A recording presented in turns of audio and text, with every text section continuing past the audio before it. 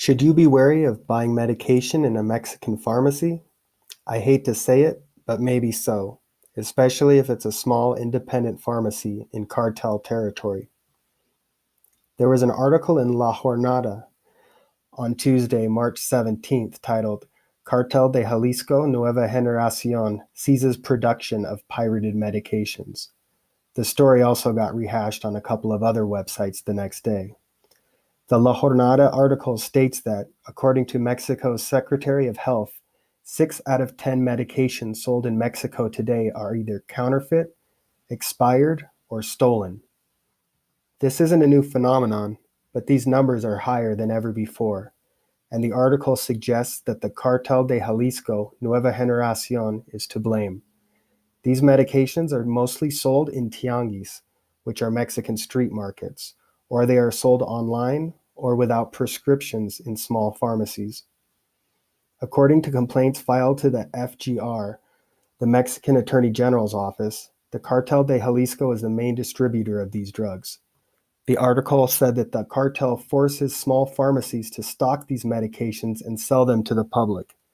If the pharmacy owners don't comply, they risk being killed.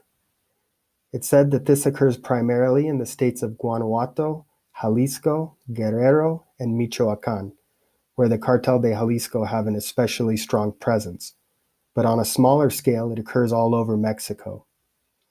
According to the National Pharmacy Union, UNEPHARM, Mexican illegal pharmaceuticals generate 16 billion pesos, which is about $650 million annually for the criminals.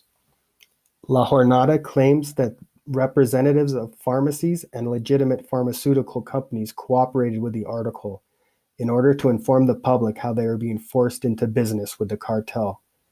They complained that more important than the money lost, this is a major public health issue, since some of these drugs, which people need, just aren't effective. One method the Cartel de Jalisco has been using is robbing shipments of medications from legitimate pharmaceutical companies. These stolen drugs are then often sold in tianguis in places like Iztapalapa and Tepito in Mexico City, and other big tianguis in other states. They are also sold to small and medium-sized pharmacies. Aside from the stolen drugs, which are at least real and were produced in real labs, there is also the technique of producing fake pills and making them look like the real thing with correct coloring, markings, and packaging. Evidently, the Cartel de Jalisco and their underground drug labs have gotten really sophisticated in the way they make these fake medicines look like the real thing. It seems they focus more on making them look real than on making them chemically correct. Some samples of these medications have been analyzed, and while they often actually contain the real active ingredient, it's usually at a much lower level than in the authentic drugs. Another difference is the price. These fake drugs can sell for just a fifth of the price of authentic ones. The most commonly sold illicit medications include treatments for cancer, HIV, malaria, osteoporosis, diabetes, heart disease, obesity, Alzheimer's, erectile dysfunction, and asthma. Also included are antibiotics, antipsychotics, steroids, anti-inflammatories, cold medicines, hormones, and vitamins. So what does this mean for tourists buying medicine in Mexico?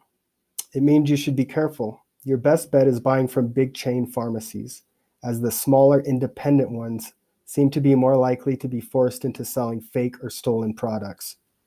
Also, if you find your medicines at a drastically lower price than normal, they might be too good to be true.